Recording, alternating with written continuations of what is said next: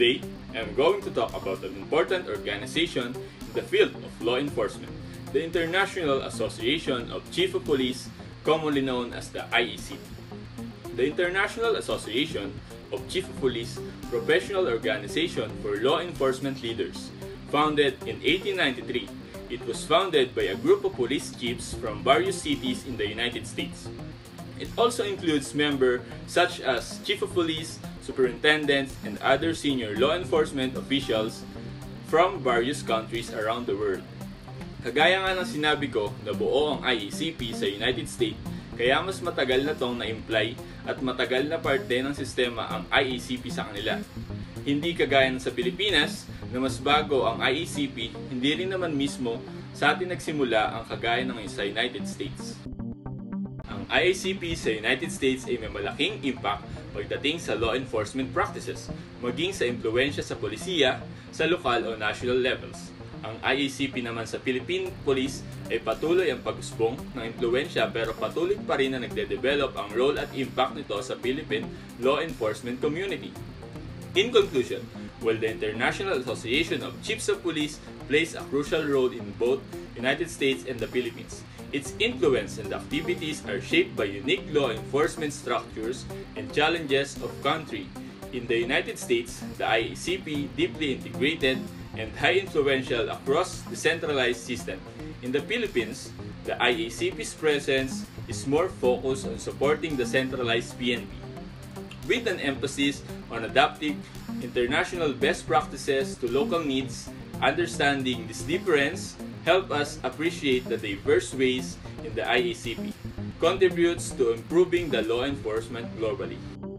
Okay, so now, why do you think the IACP is centralized in the Philippines? Simply because centralized operations allows for a better coordination and standardization of law enforcement practices, training, and policies.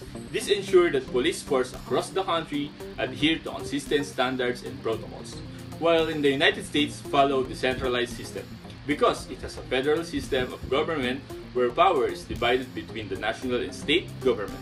The federal structure reflected in the organization of law enforcement with local, state, and federal agency operating independently. Sino nga ba si Mr. Paul Edsel? Siya ang presidente ng International Association Chief of Police.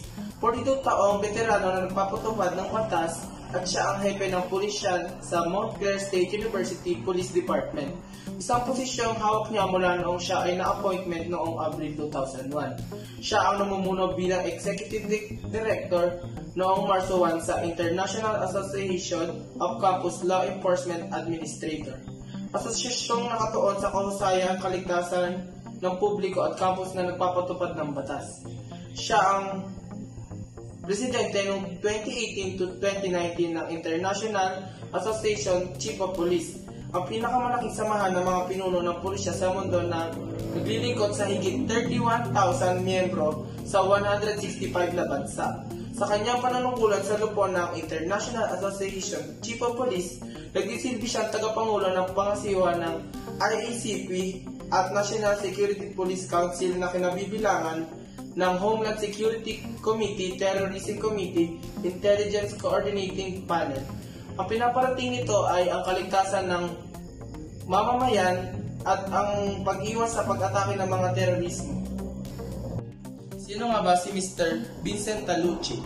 Siya ay isang Chief Executive Officer ng International Association Chief of Police at si Mr. Talucci ay may pananagutan sa pamumuno ng isang kawani na higit 150 na mga profesional at pagbibigay ng estratehikong patnubay sa voluntaryong pamumuno, pagiging miyembro at ang mga stakeholder ng IACP sa mga kritikal na issue na kinaharap ng pandaigdig profesyon sa pagpupulis. Bago hinirang na Executive Director noong 2014 si Mr. Talucci, ay Deputy Executive Director muna siya ng IACP. Director ng IACP kung saan nagbibigay siya ng Program and Research Activity Directorate at pangangasiwaan ang malawak na hanay ng mga pangunahing serbisyo ng asosasyon, ang mga operasyon ng pulis at pagsusuri sa pamamahala, pagsubok ng pangpromosyon, executive research and placement, and oversight of federal-supported pragmatic efforts. ang International Association Chief of Police, kilala bilang isa sa pinakamalaki at pinaka-impluensyang profesional na asosasyon para sa mga pinuno ng pulisya at nakatuon sa pagsulong ng kaligtasan ng komunidad sa buong mundo. Kilala ang International Association Chief of Police na pag-aaral para sa kaligtasan ng komunidad o buong mundo, antay sa terrorism. Ang headquarters naman ng IACP ay matatagpuan sa Alexandria, Virginia, United States. Ito ay kilala noon bilang National Chief of Police Union. Ito ay pinalitan ngayon sa pangalan ng IACP or International Association Chief of Police. Ito ay nabuo noong May 1893. Ang mission ng International Association of Chief of Police or IACP is to advance the policing profession through advocacy, research, outreach, and education. So, ito ay upang magbigay ng mas ligtas na komunidad sa buong mundo. And dagdag ko na rin ang vision ng IACP. The vision of IACP is shaping the future of the policing profession. Dahil ang IACP ay kilala para sa kanyang commitment sa pagpapabuti ng kaligtasan ng komunidad by shaping the future of the policing profession.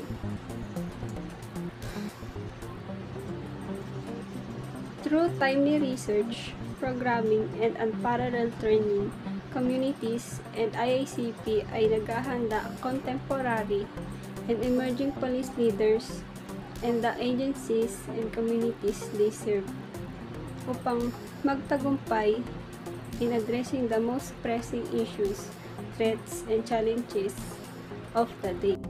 IACP's leadership consists of the operating chief executives of international, federal, state, and local agencies of all sizes.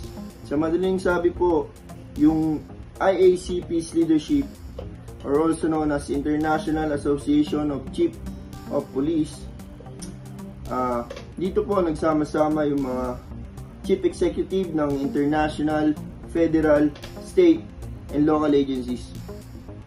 Ang purpose po ng IACP is ma-initiate yung cooperation ng police administration sa buong mundo para ma-improve pa natin yung policing system sa bawat bansa by sharing training tactics and new developments of criminal philosophy or also known as criminology.